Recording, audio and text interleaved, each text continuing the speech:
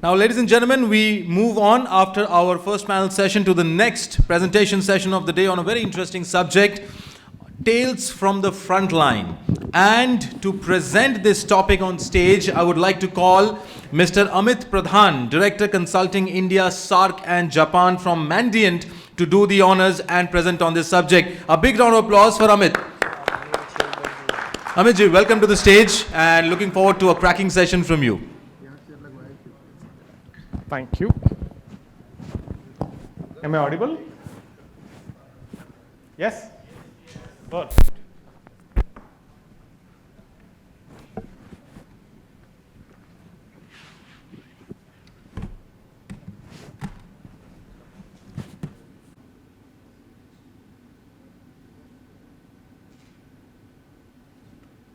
All right.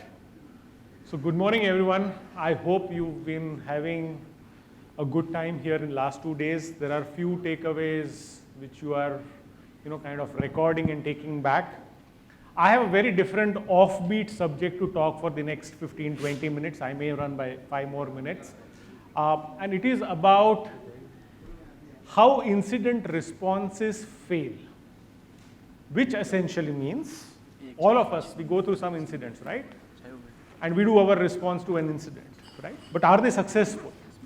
And in our experience, we have seen some of very big incident response exercise fail.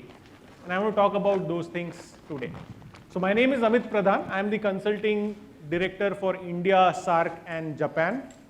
And before joining Mandiant, I was on the other side. I used to be the CISO for Vodafone Idea, and before that with Cipla. So I've spent most of my time on the other side. I understand what you guys go through, and I understand your challenges.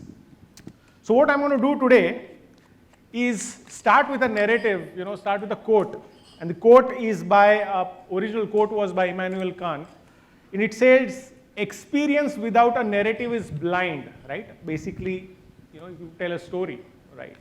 But narrative without experience is just an intellectual play, right? It is basically a speculation. So what I'm going to do today is I'm going to talk about real life stories and the learnings that we've had from front lines or from trenches, as we call it. A quick 2-minute introduction about Mandiant, if most of you or some of you don't know us. We are a 17-year-old company. We are world's leading company in cyber incident response and threat intel. We have a dedicated team of 500 plus people focusing only on IRs, right? We are also one of the largest contributors to the MITRE ATT&CK framework that most of you would have seen you use when you develop your defense capabilities. So we contribute a lot. We do 1,000 plus investigations across the world every year. So we've done several thousand investigations, and these are not small digital fraud, bank frauds. These are all large targeted investigation ransomware attacks, right? Like Colonial Pipelines. Now I'm going to talk more about it, but what I'll start is with 3 stories, right? So I will take into consideration 3 cases that we came across.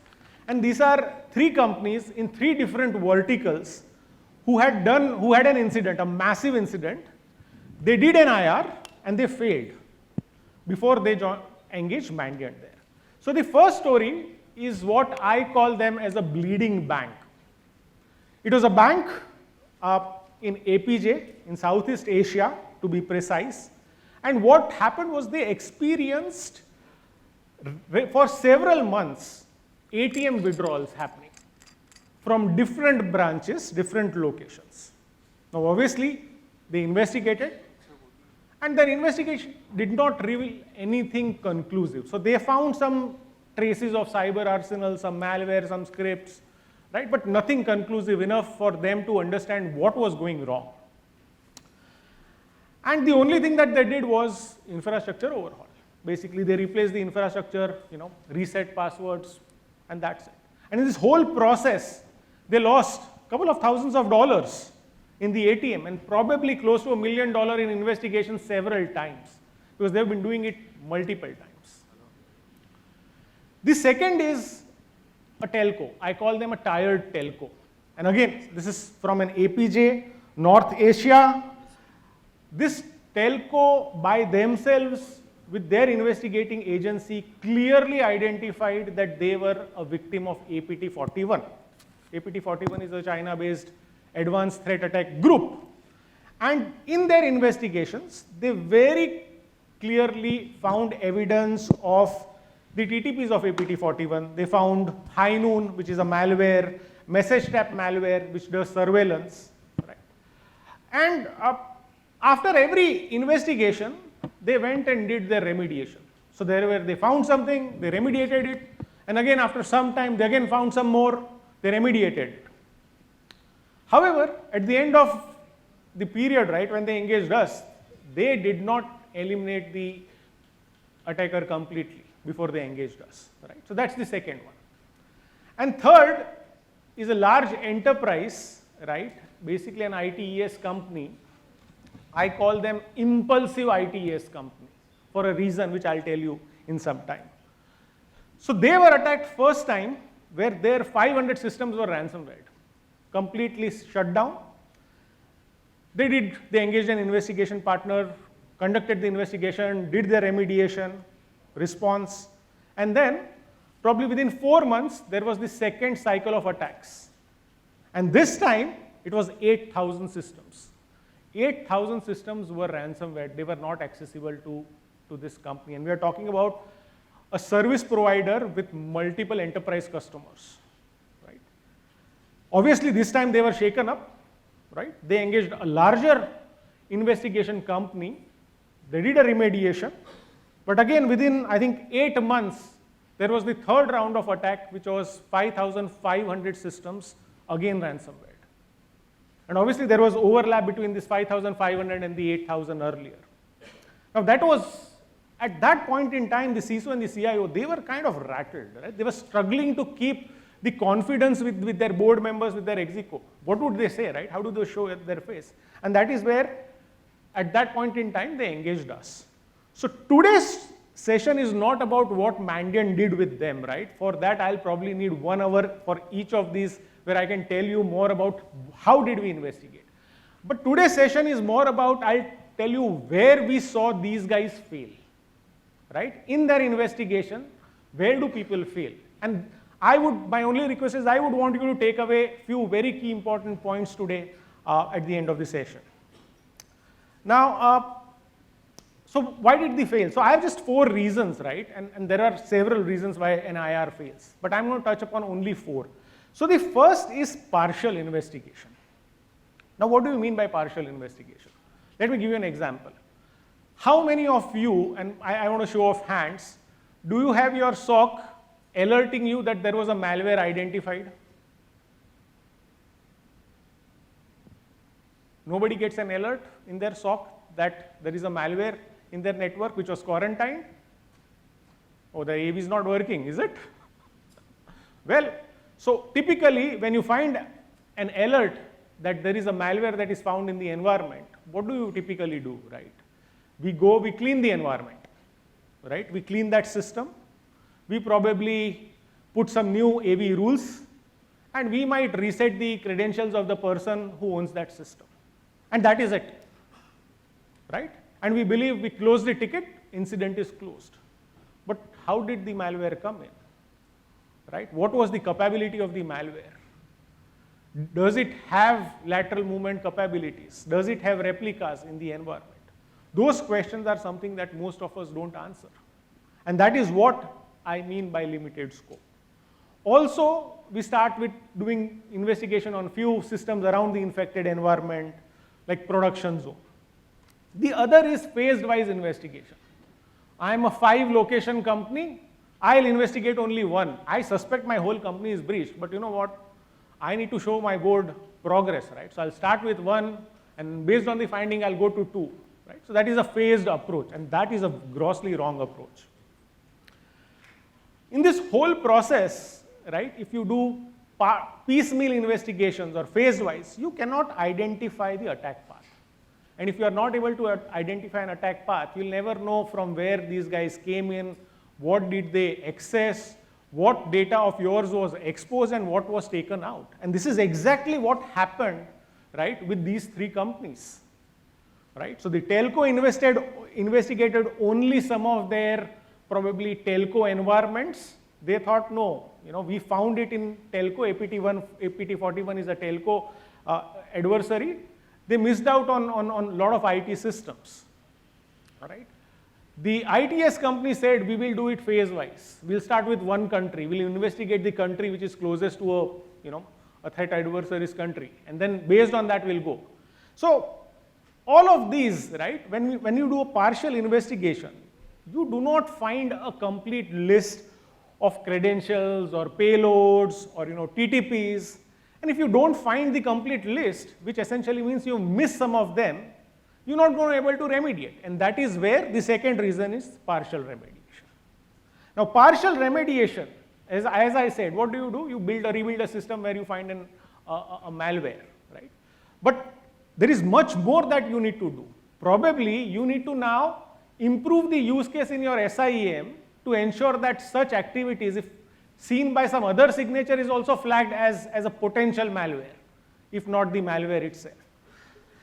Second, learning from investigation is not properly implemented. So for an example, let us say you find a C2 channel, a command and control channel on one of the systems. Now, how do you find that? You basically find one of your production servers, which was not supposed to directly interact on the internet. You find a public IP on that server, which essentially means that server had been accessed from outside your network. What do you do that? You probably check the DNS logs. But do you actually go and check the integrity of that server, what all has happened?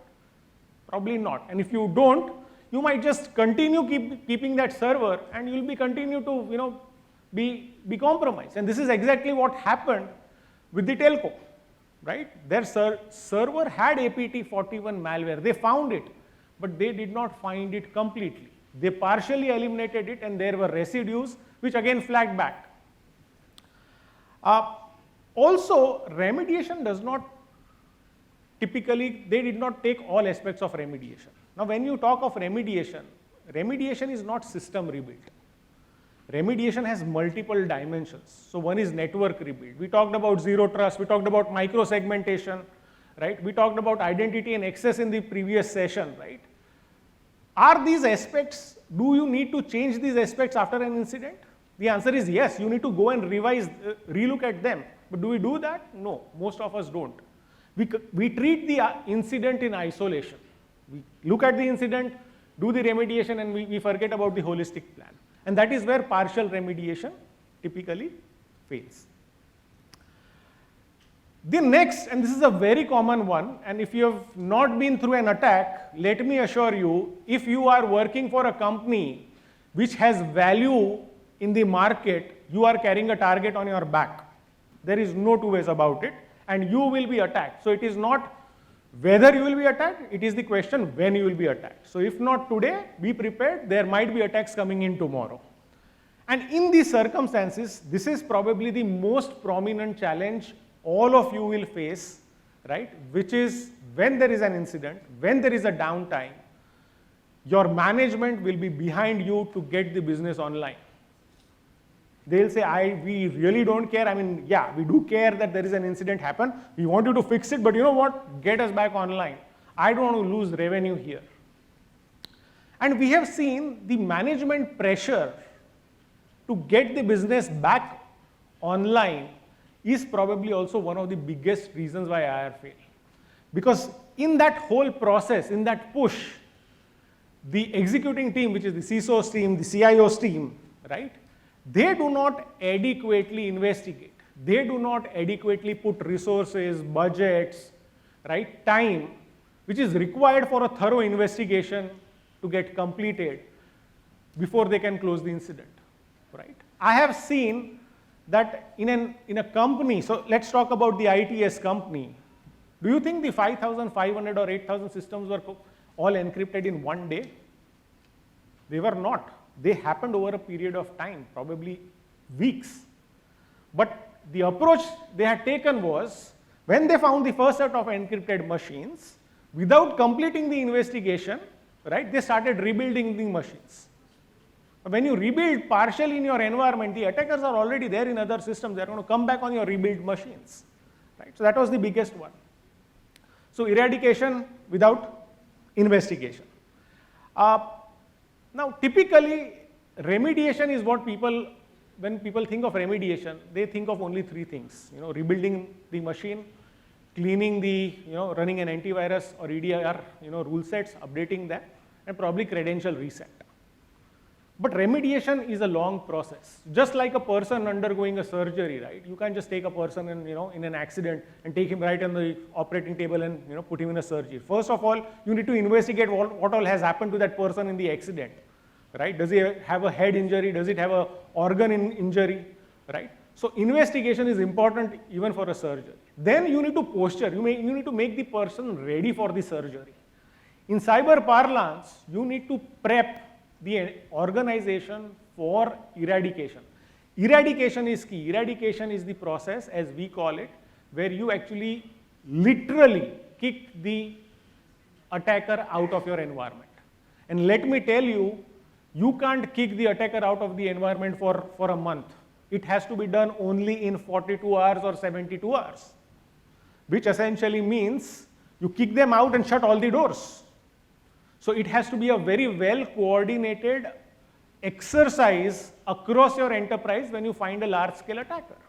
And this was something that these three companies did not do, right?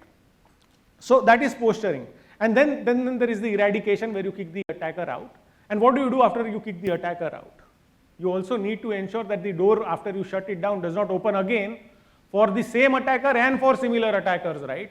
So there is the remediation cannot only be tactical, it also has to be strategic. There has to be strategic changes that you would need to build after every incident. You would have to take the learnings from the incident and build it.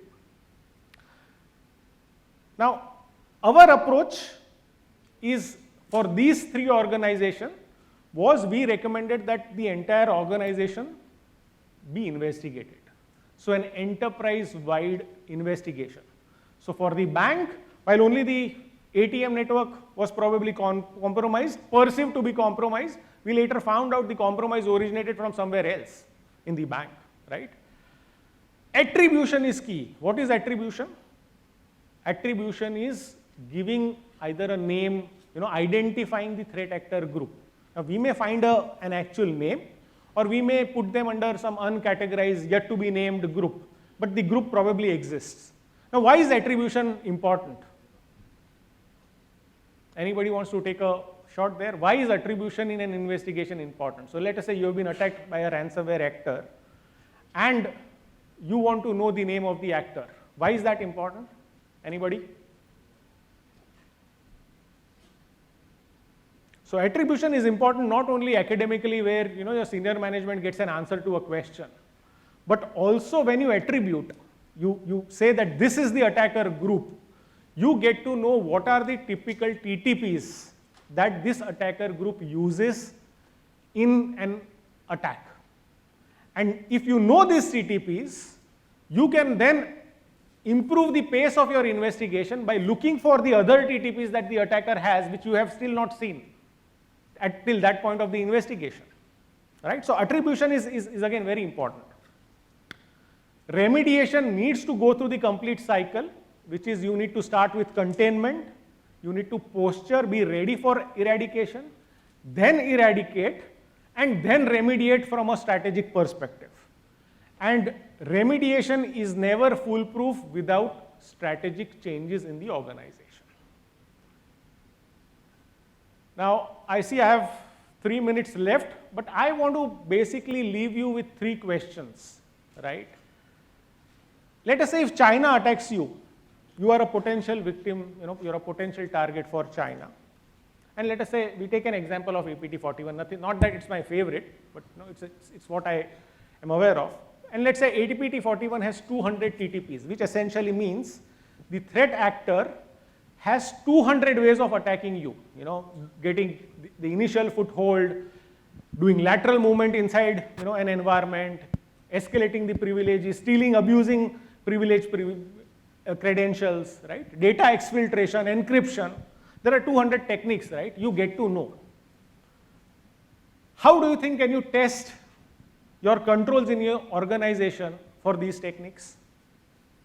Because if you are a potential victim or a target of APT 41, and if you are aware of these 200 techniques, and if you are able to check your controls for these 200 techniques, let me tell you that is the most authoritative assurance that you will build that you are secured against the APT 41. And this is not just APT 41, obviously the techniques are shared, right?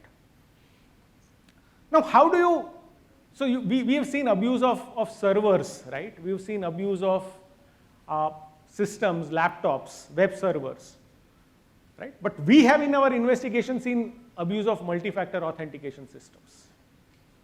We have seen how two-factor authentication can be bypassed, right? And I can probably take a session of 1 hour in explaining to you how you can actually do it, right? We do it in red teams. Or PIM, just imagine your privilege identity management tool, which is supposed to protect and govern and manage your privilege IDs. What if it is compromised? And if it is compromised, do you have adequate use cases in your SOC, SIM to check that, to look for those anomalies? Same with IDAM, same with ADS, right? And the third question, every environment goes through what we, Mandiant, calls as an environment drift. And a simple concept, so if you look at a footprint of an organization in 2000, and you look at the footprint of the organization in 2025, right, the footprints would definitely be different, right? There will be changes in the environment, there will be addition, right? Users will change. Now, is your security following the same pace as that of the drift? The answer is no, right? So there is always a lag. Now, my question is, how do you test your controls in this lag, right? Now, responses to similar questions or these questions will actually help you reflect back whether you guys are thinking in real direction, in true direction or not. Is it a perceived assurance, that you have in mind, or is it some practical assurance that you're building with some, tangible mechanisms that you can present to your board or you yourself can be assured with. So I think with that, that's my last slide. Thank you very much. Any questions? Yeah, can we have the mic there? Please do introduce yourself and your organization, and then you can state the question. Hi, good morning. My name is Baumik. I'm from Synnex. Amit, I have a question for you. How often do you see organizations who come to you once for IR come back again? Very rarely. We have seen, and I'll be honest with it, there are organizations who come back to us, but they come back for a very different, for a smaller scope, a different kind of an attack, right? But yes, they do come back. But see, the investigation and remediation is what, sometimes the remediation takes years. I mean, technically, you could remediate in 3 months. But the strategic part, which essentially means you need to rehaul your entire ecosystem to protect against those threats, might require investments, right? Might require budgets. And for that may go to 6 to 12 months. And during that period, you might be a target of another threat actor. If that be the case, you might get another attack, if you have those kind of valuable assets and value to the customers. Great. So I think where I was leading to was, do you actually see organizations take the recommendations that you provide and go about implementing them diligently to actually raise the bar in terms of security internally? Do you actually see that? They do. See, now looking back at these three examples, okay, just imagine the state of the CIO and the CISO for all these three companies and the board. Just imagine what is the level of seriousness they will have towards the CISO and CIO and to the external partner who's helping them out. We have seen the budgets triple. Okay, we have seen the posture, right? The stage, right, or the importance of a CISO literally increase after an incident, right? So we've seen those changes, and yes, companies do. There are some companies who don't. They believe that we can do it all, right?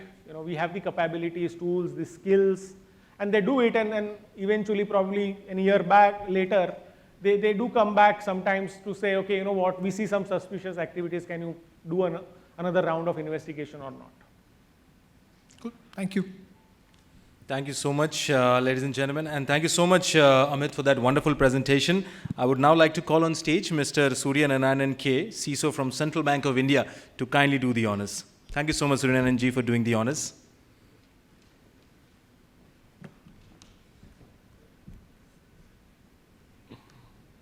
Thank you. Thank you.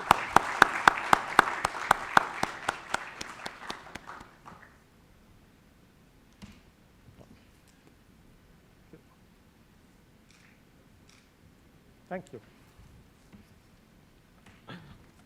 Thank you so much. Ladies and gentlemen, that was Mr. Amit Pradhan, Director Consulting India, SAARC in Japan, from Mandiant, doing the presentation on a very interesting subject of Tales from the Frontline. And thank you so much, Amit, for delivering that wonderful session. And thank you so much, Suryanarayan ji, for doing the honors.